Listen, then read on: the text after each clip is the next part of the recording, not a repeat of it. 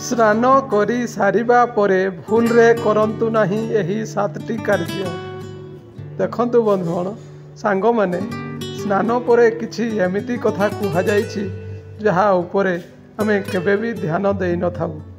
वास्तु विज्ञान और शास्त्र अनुसार एमिति 7टी भूल करिबा द्वारा घरे नकारात्मक ऊर्जार प्रभाव बढ़ी थाए एवं धन वैभवर हानि होइथाए। सेइथिफाई स्नान करिबा परे एही कथा उपरे विशेष भाव में ध्यान रखिबा उचित। जदि आपण गाधई सारिबा परे एमिति भूल करूछंती ताहले आपणक घर और परिवार पई एहा प्रतिकूल फल देई पारे।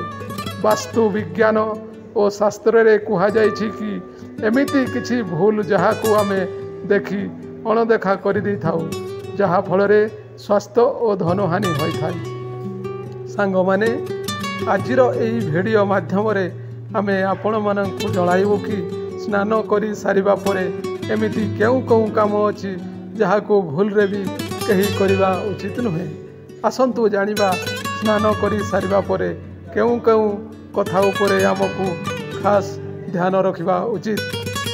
देखंतु सांग माने एक रे हला वास्तु शास्त्र रे केवल घरर दिग विषय रे कुहा जाई नाही बरं आम प्रतिदिनर दिनचर्या सहित जड़ित अनेक महत्वपूर्ण कथा विषय में कहुई।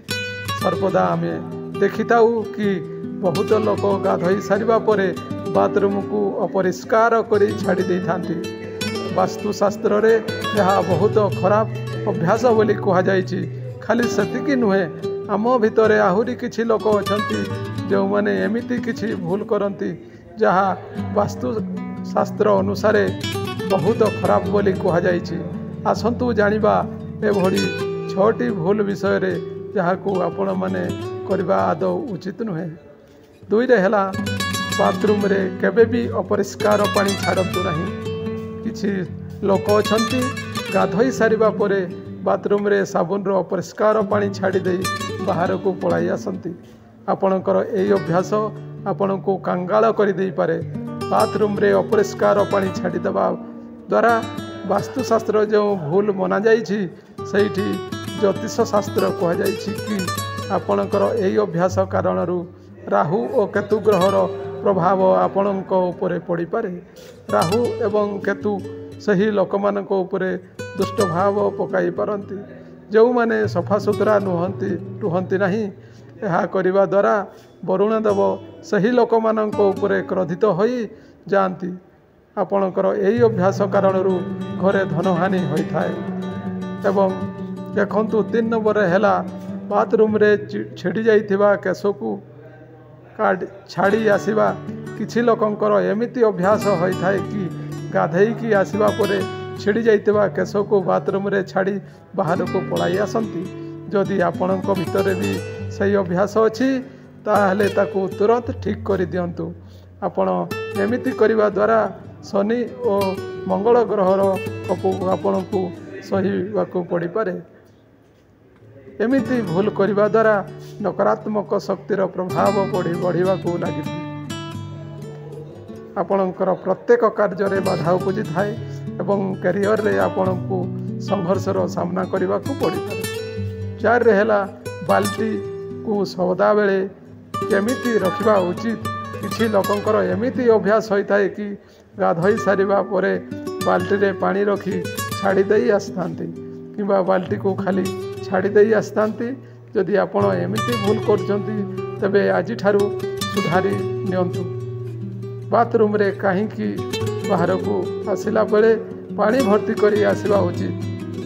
जदि बाल्टी को खाली रखुबाकू चाहुचंती ताहले बाल्टी को अलटाई रखंतु। भूल रे भी खाली बाल्टी को सीधा रखी आसंतु नहीं नचेत घरे दारिद्रता आसी थाए। ता छड़ा आपण स्नान करने समय रे पादरे चप्पल पिंधंतु नहीं। जदि आपण चप्पल पिंधिबाकू चाहुचंती ताहले गाधई सारिबा परे पादर आउ पानी ढालंतु नहीं। एमिति भूल करिबा द्वारा आपणकर धनहानि होइथाए। आपण निश्चय शुणिथिबे गाधइला बेले किछि लोक गीत गाई थांती। यह बहुत भल अभ्यास बोली होइथाए। ଶାସ୍ତ୍ରରେ କୁହାଯାଇଛି ଗାଧୋଇବା ସମୟରେ ଆମକୁ କିଛି ନା କିଛି ଗୁଣୁ ଗୁଣୁ ହୋଇ କହିବା ଉଚିତ। ଶାନ୍ତ ହୋଇ ବିଲକୁଲ ସ୍ନାନ କରିବା ଉଚିତ ନୁହେଁ, କାରଣ ଚୁପ୍ ରହିବା ଦ୍ୱାରା ମନ ଭିତରେ ଅନେକ ପ୍ରକାର ଭାବନା ସୃଷ୍ଟି ହୋଇଥାଏ। ଦେଖନ୍ତୁ ସାଙ୍ଗମାନେ, 5 ନମ୍ବର ହେଲା ଗାଧୋଇ ସାରିବା ପରେ ସଧବା ସ୍ତ୍ରୀ ଲୋକମାନେ ତୁରନ୍ତ ଓଦାକାଶରେ ସିନ୍ଦୁର ଲଗାନ୍ତି ନାହିଁ। ଏମିତି କରିବା ଦ୍ୱାରା ସ୍ୱାମୀଙ୍କର ଆୟୁଷ କମିଯାଏ। ଅନେକ ଲୋକ ଅଛନ୍ତି ଯେଉଁମାନେ ବାଥରୁମ୍ରେ ନେଲ୍ କଟର ରଖନ୍ତି ଏବଂ ଗାଧୋଇ ସାରିବା ପରେ ନଖ କାଟିଥାନ୍ତି। ଭୁଲରେ ବି ଏମିତି କରନ୍ତୁ ନାହିଁ।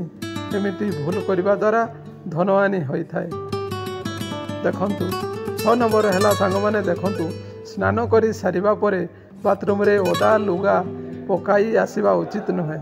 କିଛି ଲୋକଙ୍କର ଅଭ୍ୟାସ ହୋଇଥାଏ କି ଓଦା ଲୁଗା ବାଥରୁମ୍ରେ ଛାଡ଼ି ଦେଇ ଆସିଥାନ୍ତି।